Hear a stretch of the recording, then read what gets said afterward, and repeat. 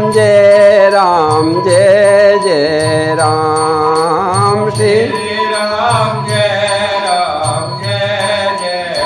बोलिए सियावर रामचंद्र महाराज की जय।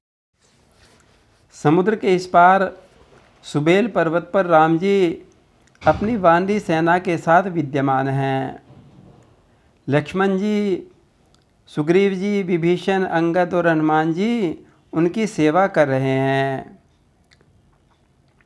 तभी राम जी की दृष्टि पूर्व दिशा की ओर जाती है। निर्मल आकाश में छिटके तारागणों के बीच में चंद्रदेव शोभायमान हो रहे हैं। प्रभु मुस्कुराकर चंद्रदेव को देखकर बोले, भाइयों जरा बताओ तो सही, ये चंद्रमा के अंदर काला काला सा दिख रहा है, वह क्या है? जब राम जी ने ऐसा प्रश्न किया तो सबसे पहले सुग्रीव बोले। सुग्रीव जी राम जी के प्रथम शरणागत सखा हैं और राजा भी हैं। सुग्रीव को अपने भाई बाली से छीनी भूमि मिली थी, वही संस्कार उनके हृदय पटल पर अंकित हैं। उनको सब जगह भूमि ही दिखाई पड़ती है। इसलिए झट से कहा, प्रभो चंद्रमा के भीतर जो श्यामलता है वह पृथ्वी की परछाई दिख रही है। कह सुग्रीव सुनहु रघुराई, शशि महु प्रकट भूमि के झाई। अब दूसरे विभीषण की बारी आ जाती है। ये सुग्रीव के बाद दूसरे इनका ही स्थान आता है। विभीषण रावण से लात की मार खाकर आए थे। रावण की मारी लात का नीला दाग अभी तक इनके शरीर पर बना हुआ है। विभीषण जी को सर्वत्र ही मार ही दिखाई पड़ती है। इसलिए बोले, प्रभो राहु ने चंद्रमा को मारा था, बस वही काला धब्बा चंद्रमा के ऊपर दिखाई दे रहा है। मारहु राहु शशि कह कोई, उर्मह परी श्याम ता सोई। अब तीसरा उत्तर अंगद की ओर से आता है। मैं कहने लगे, प्रभो ब्रह्मा जी कामदेव की पत्नी रति का मुख बना रहे थे, तो रति का सुंदर मुख कहाँ से बनावें, कोई वस्तु मिली ही नहीं। तब चंद्रदेव की सुंदरता देखी तो चंद्रमा से ही सार भाग निकाल लिया। बस वही छेद चंद्रमा में दिखाई पड़ता है और उस पार के आकाश की नीली परछाई दिखाई पड़ती है। को कह जब विधि रति मुख कीन्हा, सार भाग शशि कर हर लीन्हा। छिद्र ते प्रकट इंदु उर्माही, तही मग देखिए नभ पर छाई।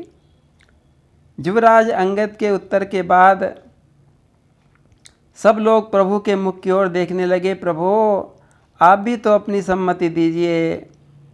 तब प्रभु मुस्कुराने लगे, सोचने लगे मैं क्या बताऊं, मेरे हृदय में तो मेरे प्रिय बंधु भरत का वास है। भैया भरत का अनुराग प्रभु की वाणी पर भी आ गया। बोले, भाइयों ये चंद्रमा भी अपने भाई विष से बड़ा प्रेम करता है। ये दोनों समुद्र से ही तो उत्पन्न हुए थे, बस अपने हृदय में विष को वास दे रखा है, इसलिए ये शामिल है और विष की विरह अग्नि से लोगों को जलाता रहता है।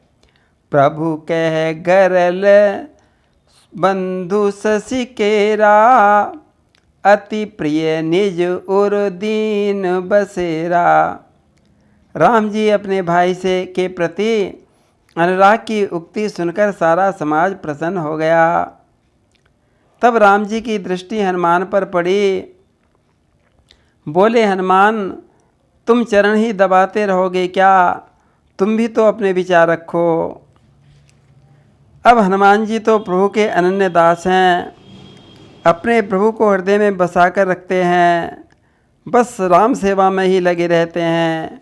दास भाव ही इनके हृदय में बसा रहता है।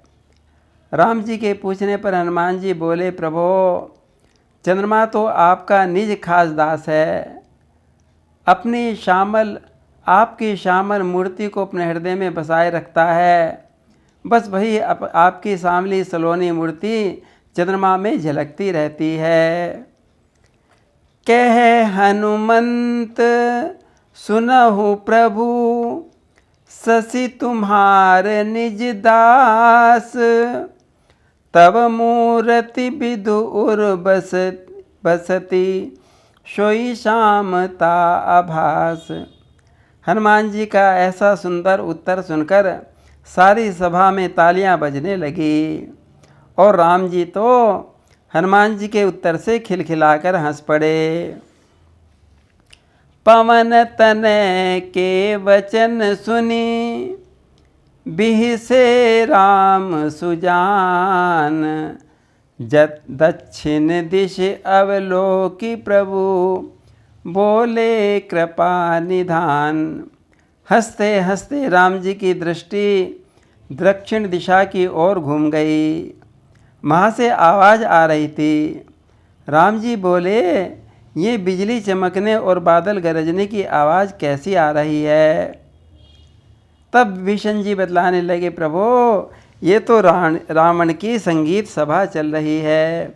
बोलिए सियावर रामचंद्र महाराज की जय।